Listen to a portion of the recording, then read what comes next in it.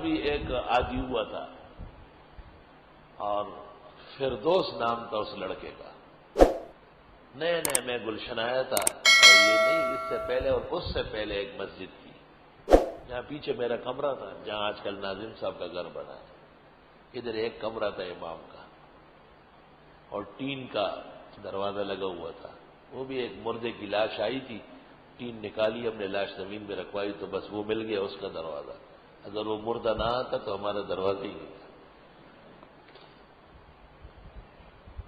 وہ لڑکا عصر کی نماز میں آ جاتا تھا اور مغرب و عشاء میں میرے پاس رہتا تھا, خدمت کرتا تھا, پیر دباتا تھا اور کبھی چائے بناتا تھا. اس زمانے میں جاسمین ٹی آتی تھی, جاسمین ٹی, سبز چائے جاسمین, اور میں شوق سے پیتا تھا, مطالعہ کرتا تھا دورے کتابیں کے لیے. وہ عصر میں آتا تھا لیکن مغرب میں اس کی اور شکل ہوتی, عشاء میں اس سے بہتر ہو جاتی.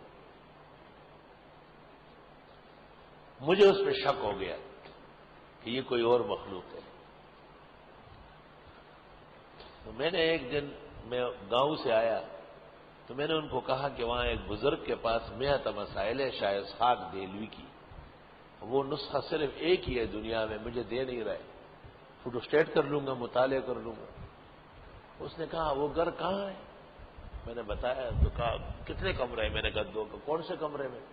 میں نے بتایا کہ اس میں کون سی الماری؟ میں نے کہا دروازے کی سیدھ میں الماری ہے 3 خانوں والی, بیچ میں کتاب رکھی ہے. تو اس نے ایسا کیا تو مئات مسائل سامنے آ گئے. وہ سب مسئلہ موجود ہوتا ہے. آپ بزرگ تب جمع ہوئے وہ اس کا تھا دیا تھا, بسم اللہ. ہم نے چپوایا, ہزاروں بانٹا. اس بزرگ جس کی گھر سے اٹھائی تھی وہ ان کو 100 نسخے بھیجے, کتاب بھی ان کی ہے اور ان کو پیش کر دی جاگیریں لے جا کے. اور نے کہا نہیں, آپ کو آ دیا ہے, آپ نے اس کی اتنی قدر کی کہ آپ انسان کے جنات کو ان کی خدمت میں لگایا. میں سمجھ گیا کہ لڑکا تو باکمال ہے.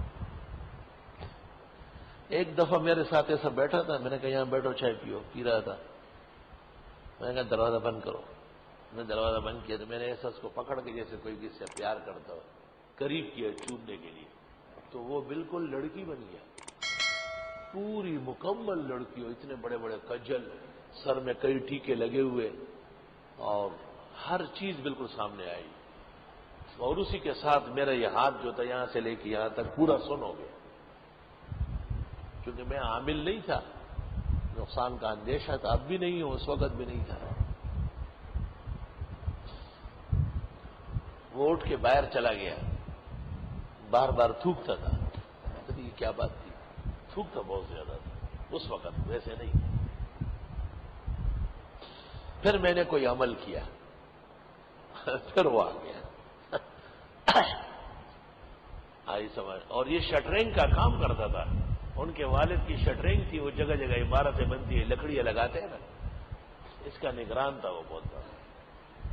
لیکن حقیقت میں وہ لڑکا نہیں تھا, وہ جنیہ تھی, پری تھی, پری. خیر میں درس میں جا کے بیٹھ گیا. مولانا مفتی ولی حسن سے وداع آخرین ہدایہ ثالث کے درس میں آئے. ایسا دیکھا گا کیا کیا ہے آپ نے کہ کیوں جنات سے معاملے کرتے ہو, نکلو یہاں سے ورنہ میں جاتا ہوں یہاں سے. لڑکے سب گھبرا گئے, کیا کیا ہے ضروری, تو نے کیا کیا؟